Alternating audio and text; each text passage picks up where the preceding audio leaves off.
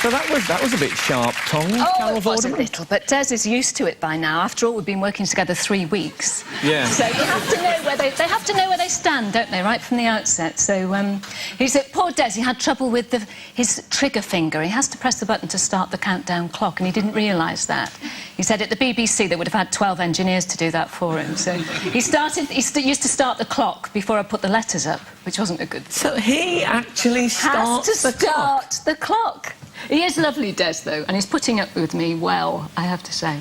Well, I've noticed that Des has quite quickly got into the fact that he's working to a new audience, because I watched it the day and he said at the end of it, well, all being well, I'll see you tomorrow. And I thought, yeah, let's not presume anything that you're going to be around tomorrow. It must have been, though, Carol, if you don't mind me bringing this up, it must have been a strange moment when you first did it without Richard. Without Richard, yes. It was quite a horrible moment, really, to be honest, to go into the studio. And it was upsetting for all of us, because all the camera crew have worked on it for 20 years or so, and we have a very small production team, and they've all worked on it for years. And it was just horrible to be there without him, because it's very much. And you watch Countdown. Anyone who's watched Countdown in the past, you just knew whatever we said to each other, there was a lot of love going on in that studio. And we were very, very close, and it was just really hard to do it without him. But there's something great about the fact the show continued, really. It is, because it's part of his legacy, you see. No, it's a bit odd, me and you sitting here talking like this. Well, I know, this is strange. Because Carol and me actually live in the same flats. He's my next-door neighbour. But the first time we've actually sat down and chatted, I've lived there over a year, is now, basically. Next-door neighbours for a year, and this is the first time we've had a chat. Now, people watching in the north, they won't understand that at all. Well, I know, well, you're a Midland boy, and I'm a northerner. I normally talk, it's you.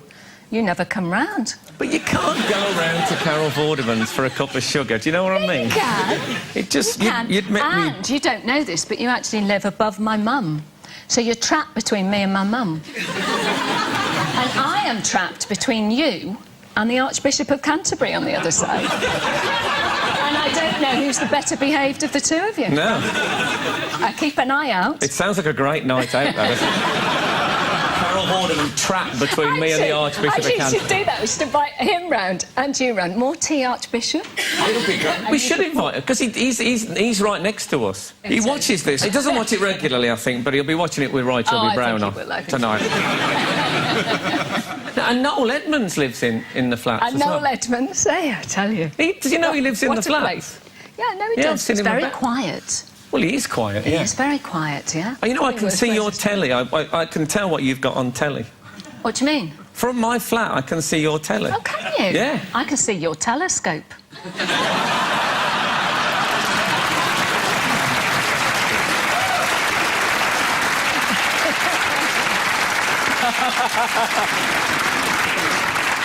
Oh, can you see my telescope? Yeah. Do you ever see me walking about at all? Yeah, I can see everything you're doing. I have privacy film on my... She has mirrored windows on her, so you don't see Carol very often. You just see the light. Obviously the telescope helps.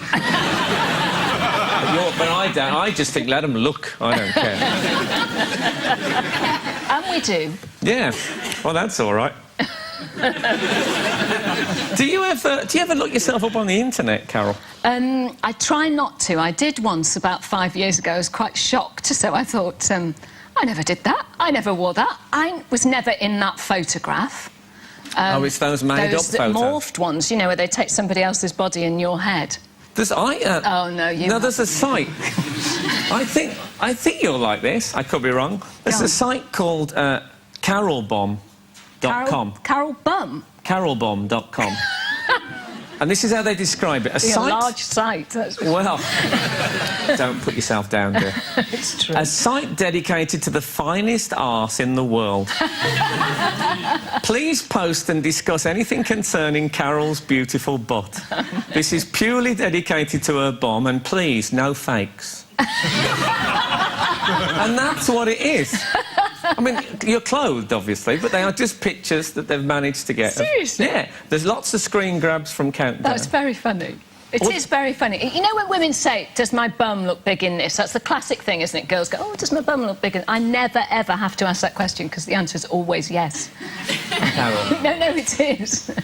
Well... Obviously, by that side. Well, but they love it. They opened... It's good. They opened a small section called the legs, Carol's legs section. And some of the purists said, oh, no. You know, let's stick with Carol's bum. We don't want to start branching out. We've got a couple of stills. There's nothing... honestly, they're fun. It's the captions I like on this. Go on. It says, is there any more wonderful sight than this? Yes. Well, the Taj Mahal. You know. And this one, the next one here, it says the letters almost spell out titties. But wait for it, it says... They're fond of the black trousers, aren't they? Yeah, and it says bot. B-U-M spells bomb. Three-letter See, word. it's educational. We'll be back in a moment with more from Carol Vorderman. Welcome back.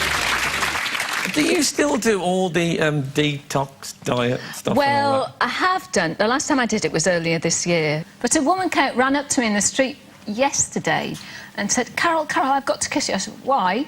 She said... I'm a lesbian. I've just... No. I've just been on a detox. She might have been. And she said, I've just been on your detox and I've lost £10 in 3 weeks, she said. That's because the book is £9.99.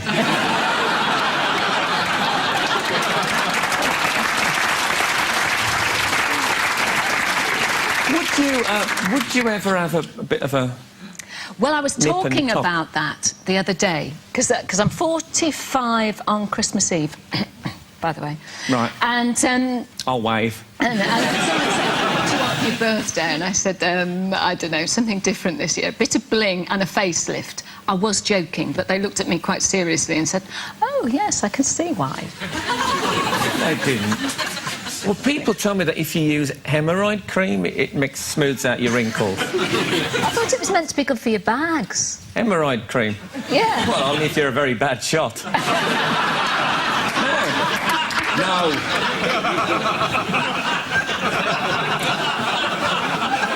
Do you... I put it on the mirror once. Got very confused. Do you ever use the gym? Because we've got a gym in the basement. Do you ever use that? No. Do you? No, someone told me it's smelly. I wonder if it's Noel. He's quite fit, you know. Yeah, but when you're working out in those colourful sweaters... I tell you something, though, he likes a crinkly bottom. Now, this is a bit more serious. I read this, and be honest, this pissed me off, Carol. Why? Well... Go on. It'll piss you, I'm sure it pissed you off as well. I just think this is... Anyway, I'm going to read it out, and... This was from Ulrika Johnson's column. Yeah. And this was very shortly after Richard Whiteley died. Oh, I know that, yeah, I know. You don't mind me reading this? I just Read think... it. She said, I can't be the only one sick of the sight of Carol Vorderman moping tearfully about in a slinky black dress, crucifix and glam makeup.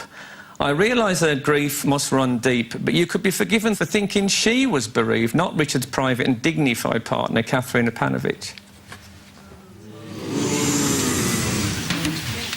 That's a nice thing to write. Yeah, God, what did you think when you read that? Well, I didn't know that it had been written until I went to Richard's funeral, which was obviously a very emotional day for everybody. And Cathy and I very close. And a few people came up to me at the funeral and said, you know, about it, and I hadn't read it. And so then I did read it, and I just thought it was the lowest of the low. Actually, to mock someone's grief was just dreadful. Because we were together for a long, long time, and he meant the world to me. And Cathy was his soulmate. You know, everybody knew that. That wasn't anything like that between Richard and I. But we'd been, you know, very, very, very close friends for a very long time and shared a lot of things together. And I just think to mock grief is not a nice thing to do. Have you spoken to her since or tried to contact her about it? No. No, I don't think there's any point, really. But eventually, celebrity being what it is, you're going to be somewhere in the same room. Well, I don't think there's any point, you know, bringing it up, really, to her, because she will write what she writes, and, I mean, she'll live the life that she lives, frankly.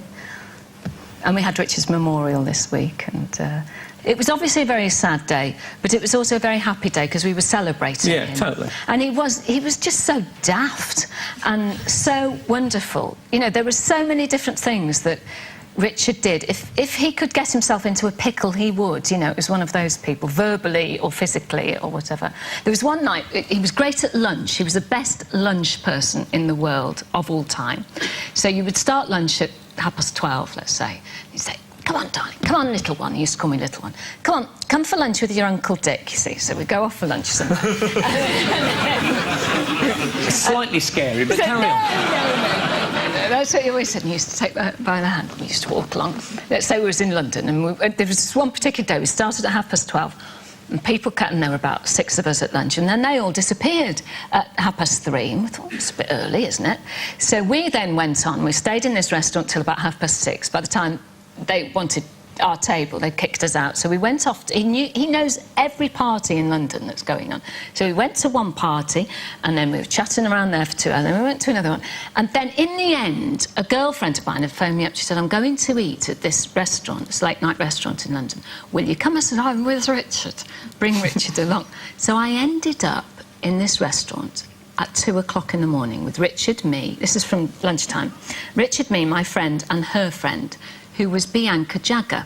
And Richard said, "Give us a lift home." So my last memory at 3 o'clock in the morning was of Richard Whiteley in the back of a Honda Civic, snuggled up to Bianca Jagger and waving at me out of the Honda Civic. God, I wonder how that night concluded. Now, I have to mention before... No, I do have to mention, because the whole world has gone bloody... How do you say it? Sudoku. Sudoku crazy. Yes. This is your Sudoku That's DVD. The DVD. That's DVD game where you can play against each other, and we've got loads and hundreds of challenges on them. And it comes out on the 21st of November. That comes out, and it also comes out in the States as well, that one. Now, isn't it a gift from God for you? It's perfect. A game about numbers. Perfect. Numbers. How many people here do Sudoku in there? Lots of Sudoku. Like I say, it's totally sweeping the nation. It is obsessive, though. Sudoku is one of the few things in life where you forget about the gubbins. You can forget about everything else and just have this pure concentration. You see, you do that when you're watching football or whatever it is. Yeah, but when you're doing Sudoku, you don't go, yes! You do! You do! You're mental. So I'm not going to ask you to explain what it is, because it's too complicated. It is a bit too complicated to explain here without a board. But you can come round later and I'll explain it all in detail. Well, you just play it at home and I'll watch through the telescope. We've got in 2 weeks' time. We've got how to do extreme Sudoku. So it's all the really difficult stuff. Oh, is that like on a bungee? Oh, it's fantastic. It's fabulous. Well, look, good luck with everything, because you're always doing loads of stuff. It's great talking to you, ladies and gentlemen. Carol Vorderman. Thank you.